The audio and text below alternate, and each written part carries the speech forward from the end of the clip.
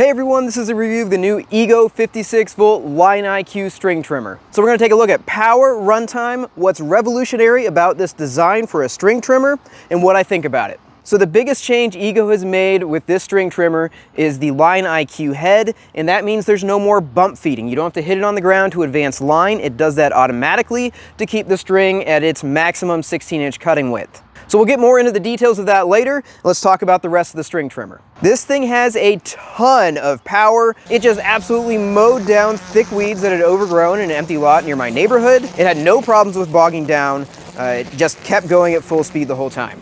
I even trimmed around some rocks on purpose, hitting them a whole bunch, trying to run down the string, and when I was done, the string was just as long as when I had started. That Line IQ feed really does work well to keep you at maximum cutting width. So you don't have to stop, bump the head, potentially have a circle that's lower in the rest of your grass because of that. It does save time when you're cutting because you don't have to pause and bump and monitor your string length. Now, one thing I do not like about the Line IQ head is I was trimming in some areas around tree trunks, around some posts, and the string would automatically advance after getting cut down a little bit.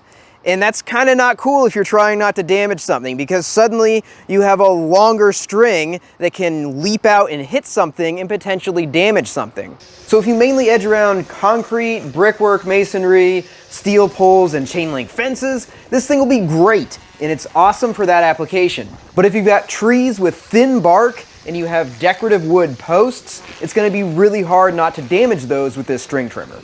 So here's the head. You can tell there's no bump feed mechanism on this. To take it apart, you just push in both these buttons right here and the whole thing pops off and you can see your string. If you get a jam, you just take it apart this way and you can unwind the whole thing and take the string out. Now, I've currently only mowed 3 times with this, but the 14-foot length of string is getting almost gone. So this goes through string a little bit faster. I think it's just because it's automatically feeding all the time. And Ego actually sells these pre-cut lines with a transition in the middle so you can tell where the middle is. One thing to note, this is 0.095 line, and I am betting the string trimmer does not work as well with smaller line because I think it is probably tuned for this line diameter and the weight and the centrifugal force that it experiences because of that. Just a theory, I haven't tested that because I really don't have any line that's smaller than 0.95 anyway. So now we're gonna put the cover back on this. I'm gonna show you my absolute favorite feature of this string trimmer. You just gotta make sure it's locked in the tabs. Once you got the head pop back on, you just take the pre-cut line, feed it in the hole, out it pops on the other side. That's super easy to do. And you just pull it all the way through until it's centered. So basically what I end up doing, I've got it right here. I need about half that distance. It looks about right. There we go. It's as centered as it's gonna be. And now we flip that head over and you got your button right here. You just gotta have the battery in and push that button. It auto loads the line. So much easier than having to twist it over and over again. There we go. Got it mostly centered. We'll see how it does. So it only cut off some of the orange. It did not cut off any of the yellow because you saw that was a little bit shorter. So this is full length now. We got our full 16-inch cutting width, and I didn't do anything other than spin it up. This works at both high and low speeds for advancing this. And if you look at this, remember, it didn't even cut the yellow line. Look how close that is to the cutoff. That's like a 1/4 inch away. So they've got this really finely tuned. I'm impressed with that mechanism. This comes with a carbon fiber shaft for weight reduction. It has an option to adjust it 4 inches thereabouts in and out in case you're shorter or taller. That locks down with an included clamp that's tool-free adjustment. You can also take this front handle and slide it back and forth or rotate it if you want to edge your pavement. Locks back down with the included clamp. No tools required for those adjustments. Assembly on this thing is very straightforward. The shaft comes with a hinge on it. You've just got to insert one screw and tighten it.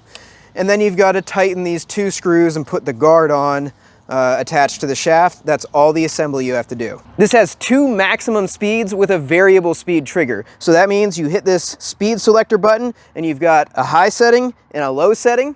That's just your maximum speed you can reach, and then the trigger itself is variable speed within that range.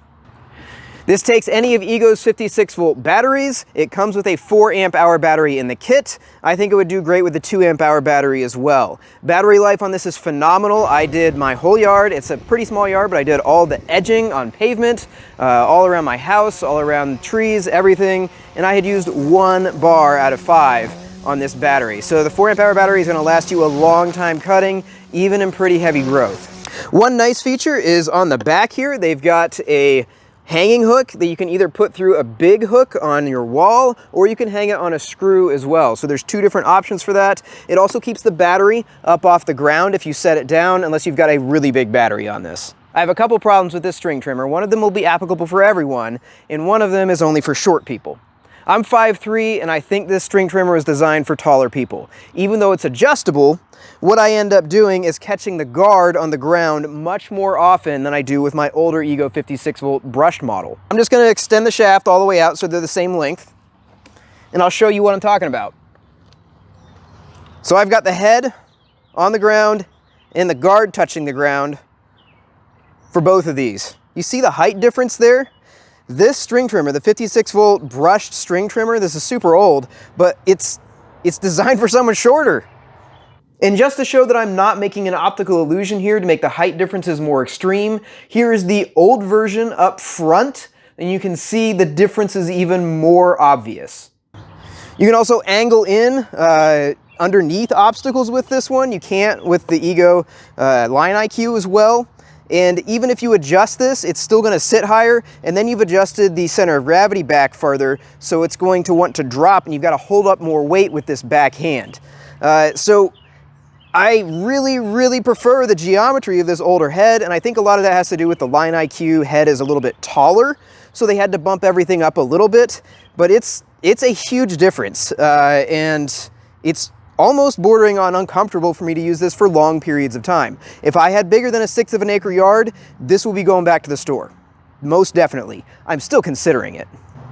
Now, if you're taller than me, you probably won't have that issue at all, and you can just ignore everything I just said. But if you're 5'6" or under, I would seriously go to the store and hold this thing for a while and see if it's going to be an issue. And remember, there's a battery on the back of it, adding a lot of weight if you're checking out the bare tool.